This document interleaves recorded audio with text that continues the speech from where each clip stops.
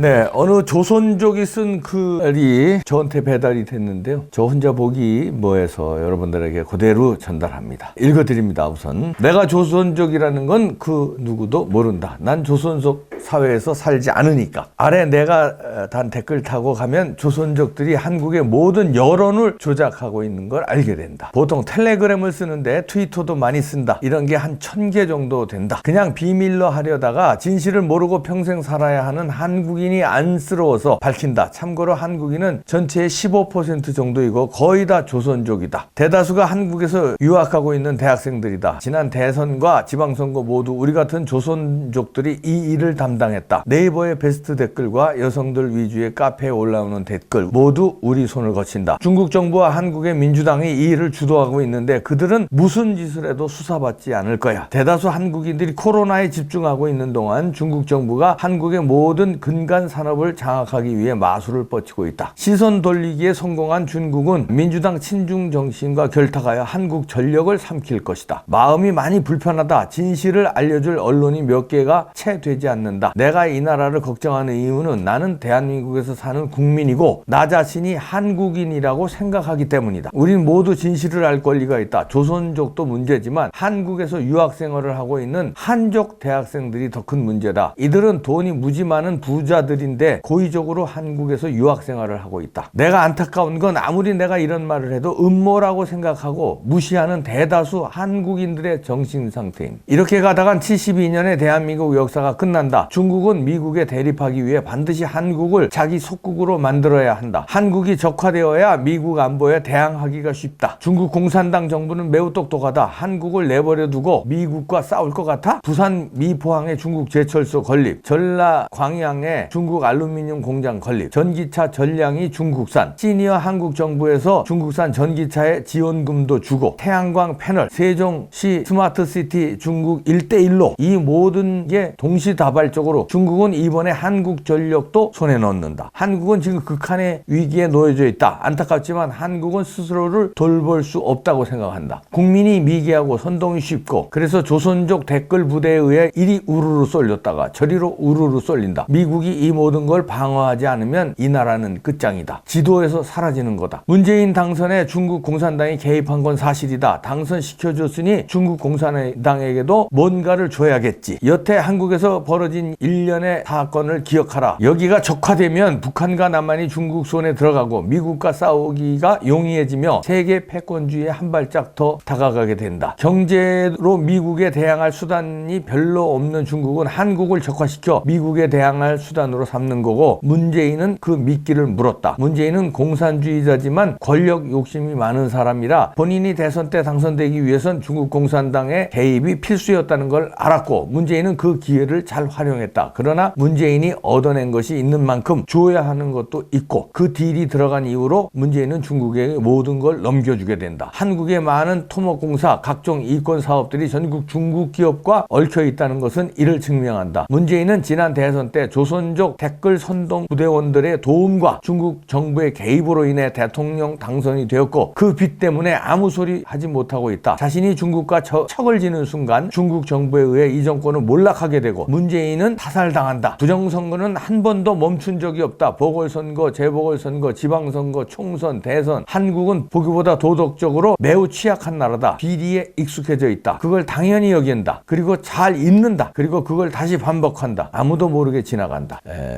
그리고 쭉 이제 글을 나열하는데요. 다 읽어드리기 제가 뭐해서 표현이 조금 거북한 표현도 있고요. 그리고 이제 내용이 중복되는 것도 있고 그래서 요 정도까지만 읽는데요. 이분이 한마디로 얘기하는 거는요. 마지막에 이렇게 마무리를 하는데요. 미래의 적은 북한보다 중국이다. 중국이 한국의 가장 큰 걸림돌이다. 단군 이래로 한반도 땅에서 단 한 번도 중국에게 도움받은 적 없는 게 대한민국 역사다. 어떻게 보면 우한 폐렴 사태가 한국에겐 큰 전화위복을 불러일으킬 수도 있다. 예전에는 한 번도 생각해 본 적이 없던 것들 한국의 적은 중국이다. 지금의 20, 30대들이 이번 사건을 계기로 한국의 적은 중국이라는 걸 걸 깨달았으면 좋겠다 하고 글을 마무리하는데요. 쓴 분이 자기는 조선족이다 이러면서 그러나 대한민국에서 살고 있고 대한민국 국민이다 이런 말을 하면서 안타까워 자기가 이제 그 댓글 부대 이런 거에 이제 가입했었다는 겁니다. 그래서 한 1000개 정도가 된답니다. 이런 그 단체, 우리로 말하면 단체톡들이 있잖아요. 그런데 거기서 대부분 활동하는 게 이런 한국의 여론을 이렇게 좌지우지한다는 건데, 이건 TV조선에서 탐사보도 세븐에서 1000만 명 중국인들이 한국의 여론을 조작하고 있다, 움직이고 있다, 이런 건 TV조선에서 방송한 적도 있는데 그거하고 이제 맥을 같이 하는 겁니다. 그런데 한국 사람들이 이걸 너무 모른다는 거예요. 알면서도 그리고 또 그냥 넘어간다는 거예요. 이래서 안타까운데 중국에서 조선족뿐만 아니라 한족은 이제 중국의 주류 아닙니까? 이 사람 부자들이, 자녀들이 일부러 한국을 유학 온다는 거죠. 한국을 장악하기 위해서. 섬찟한 내용들도 있는데요. 여기서 뭐 진짜 뉴스다 가짜 뉴스다 이런 걸로 시비 걸 그런 것들 하지 마십시오. 왜냐면요, 저는 그냥 조선족이라고 자기가 밝힌 이 사람의 글을 좀 읽어드리고, 이게 우려가 되니까 특히 우리 한국의 여론 조작에 중국 공산당이 개입한 거, 화웨이라든가 QR코드라든가 이 부정선거에 개입한 거, 이런 거에 의심이 굉장히 되지 않겠습니까? 트럼프도 지적을 했고.